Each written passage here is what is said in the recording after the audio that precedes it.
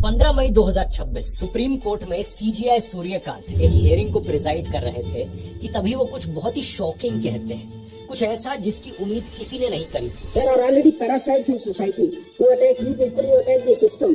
Chief justice of India कुछ बेरोजगार युवाओं को कॉकरोचेस कहकर पुकारते हैं। They are youngsters like cockroaches.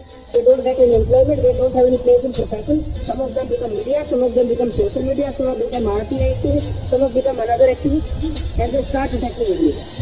अब सोचकर देखो, एक ऐसे देश में जहां कुछ दिन पहले ही नीट का एग्जाम पेपर लीक हुआ, जहां करोड़ों युवा बेरोजगार हैं, नौकरियां नहीं है, प्रॉपर वेजेस, वर्क कंडीशंस नहीं है, महंगाई बढ़ रही है और ऊपर से सुप्रीम कोर्ट इस तरीके के स्टेटमेंट्स दे, जाहिर सी बात है न्यूज हेडलाइन बन जाती है, पूरा देश देखकर दंग रह जाता है। हालांकि अगले ही दिन सीजीआई सूर्यकांत एक क्लैरिफिकेशन देकर कहते हैं कि उनकी बात को मिस कोट किया गया है और वो इंडियन यूथ के बारे में नहीं बल्कि फेक डिग्रीज वाले लोगों के बारे में बात कर रहे थे जो लॉ, मीडिया और सोशल मीडिया में घुस चुके हैं। उन्होंने यूथ को पिलर्स ऑफ डेवलप्ड इंडिया भी कहा, लेकिन तब तक बात बहुत आगे निकल चुकी थी। 16 मई को अमेरिका की बॉस्टन यूनिवर्सिटी में पढ़ने वाले एक 30 साल के इंडियन स्टूडेंट अभिजीत दीपके ने एक ट्वीट किया, What if all cockroaches come together? और इसी दिन उसने सच में मजाक मजाक में सोशल मीडिया पर एक पार्टी बना दी, कॉकरोच जनता पार्टी, सीजेपी। ये एक सीधा तंज था बीजेपी पर। ये कोई ऑफिशियली रजिस्टर्ड पॉलिटिकल पार्टी नहीं थी, ये सिर्फ एक वेबसाइट और एक सोशल मीडिया पेज था। मजाक मजाक में मीम के तौर पर, एक इंटरनेट ट्रेंड के तौर पर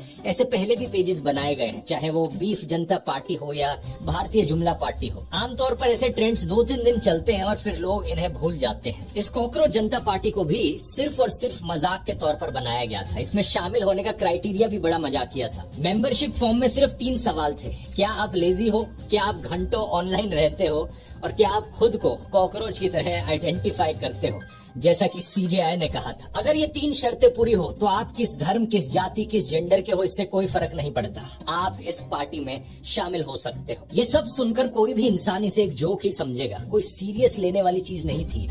लेकिन मजाक मजाक में बनी इस पार्टी के 2 दिन के अंदर अंदर ट्विटर पर 40,000 से ज्यादा फॉलोअर्स हो गए। इंस्टाग्राम पर तो 4 दिन के अंदर अंदर इसके 8 मिलियन से ज्यादा फॉलोअर्स हो गए। खुद को दुनिया की सबसे बड़ी पार्टी बताने वाली बीजेपी को पीछे छोड़ दिया। अभी आप सुबह उठते ही देख रहे होंगे कि हमारे फॉलोअर्स अब बीजेपी से भी ज्यादा हो चुके हैं और देखते ही देखते इसकी ग्रोथ इतनी तेजी से हुई कि आज के दिन इसके 22 मिलियन से ज्यादा फॉलोअर्स हैं इंस्टाग्राम पर। शायद से ये दुनिया के इतिहास का सबसे तेजी से ऑर्गेनिकली ग्रो होने वाला सोशल मीडिया अकाउंट बन गया है। लेकिन सवाल ये है कि अगर ये सिर्फ एक मजाक था तो लोग इतने सीरियसली इसे कैसे फॉलो करने लग गए। और इससे भी ज्यादा जरूरी सवाल, सरकार में बैठे पॉलिटिशियंस इसे देखकर आखिर इतना क्यों तिलमिलाने लग गए। उन्होंने हमें कॉकरोच कहा।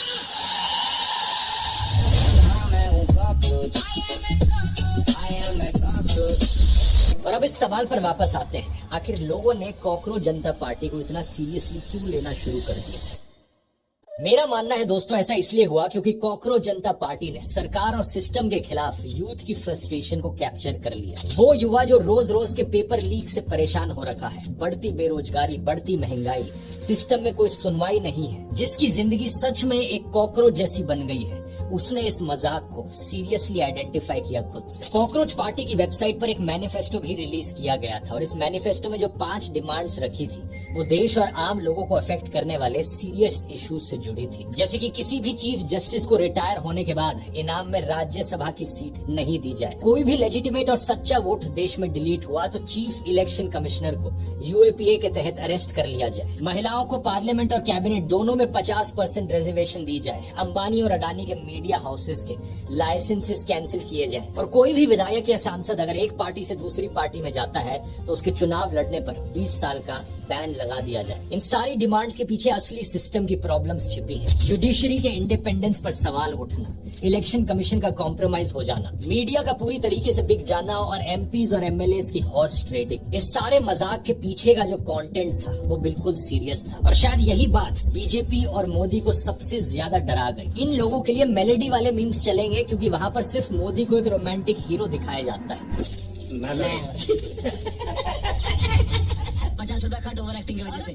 लेकिन जब मीम्स के पीछे रियल डिमांड्स हो जो करोड़ों लोगों से रेजोनेट करें तो वो एक पॉलिटिकल थ्रेट बन जाते हैं। सीजेपी ने मजाक से आगे बढ़कर जैसे ही जनता के सीरियस दर्दनाक मुद्दों पर बात करनी शुरू करी, वहीं से ही प्रॉब्लम शुरू हो गई। उन्होंने डिमांड उठाई एजुकेशन मिनिस्टर धर्मेंद्र प्रधान के रेजिग्नेशन की, नीट पेपर लीक के चलते। तो आज हम एक पिटीशन शुरू करने जा रहे हैं जहाँ पर हम एजुकेशन मिनिस्टर का रेजिग्नेशन मांगने जा रहे हैं। और इस वीडियो पर एक ही घंटे में 1 करोड़ से ज्यादा व्यूज आ गए। ये देश के करोड़ों स्टूडेंट्स की फ्रस्ट्रेशन थी, जिन्हें अब एक प्लेटफॉर्म मिल गया था अपनी आवाज उठाने का। आपने वो कहानी सुनी है ना दोस्तों, जिसमें राजा के नए कपड़ों की पोल एक बच्चे ने खोल दी थी। ताकतवर लोग सबसे ज्यादा तभी घबराते हैं जब कोई सच बोल देता है। कुछ ऐसा ही नरेंद्र मोदी के साथ हो गया है। इनके मन में जेनजी का भूत बैठ गया है।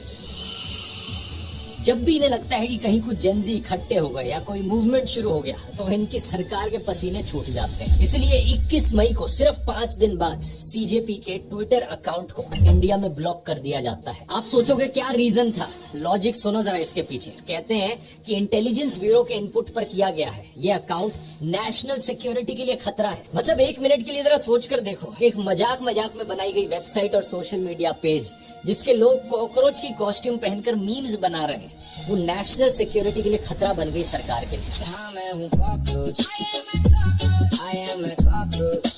कितनी डरपोक सरकार हो सकती है, कितने डरपोक प्रधानमंत्री हो सकते हैं देश के। मतलब एक्चुअल पेपर लीक जहां हो रहा है, एक्चुअल करप्शन जहां पर हो रहा है, एग्जाम फ्रॉड हो रहा है, इलेक्शन फ्रॉड हो रहा है, उस सब में नेशनल सिक्योरिटी को कोई खतरा नहीं होता।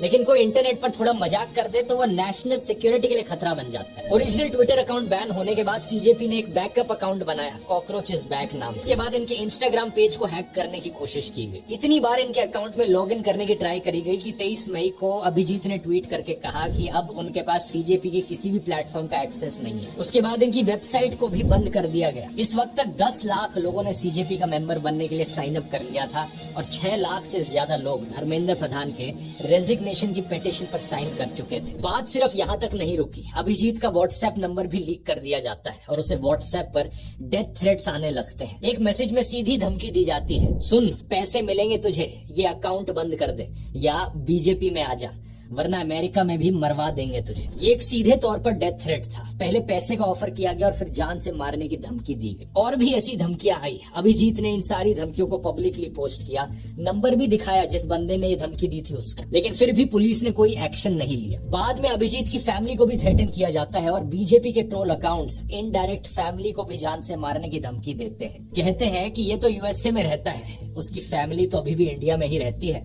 मैं तुझे अभी भी बोल रहा हूँ, तेरे पास टाइम है, बीजेपी में आजा, तेरी जरूरत है, ये ज्यादा बेनिफिशियल रहेगा तेरे लिए। बाकी तू कहाँ रहता है, तेरे मम्मी पापा कहाँ रहते हैं, सब पता है हमें। ये डेथ थ्रेट सिर्फ ऑनलाइन नहीं थे। अभिजीत ने कहा कि उनके फैमिली मेंबर्स जो महाराष्ट्र में रहते हैं, उनके घर तक भी लोग पहुंच गए। धमकी देने वाले वीडियोस और मैसेजेस उनको भी भेजे गए। और इस सब से भी काम नहीं बना तो फिर डिफेमेशन कैंपेन शुरू हुआ। अभिजीत दीप के पहले आम आदमी पार्टी के साथ काम कर चुके हैं, जो उन्होंने कभी छुपाया नहीं है। उन्होंने कभी अपने पुराने ट्वीट्स डिलीट नहीं किए। ओपनली वो कहते हैं कि वो 2020 से लेकर 2023 तक आपके साथ काम कर चुके हैं। Actually, I worked there for from 2020 to 2023, I think, and it was for a brief period of time. I was actually very inspired by the health and education model that they worked on, and after that, I thought maybe I need to move forward with my life. So I applied to some universities. I got into Boston University, and I have been here since then. ये सारी चीजें, ये सारी information publicly available है।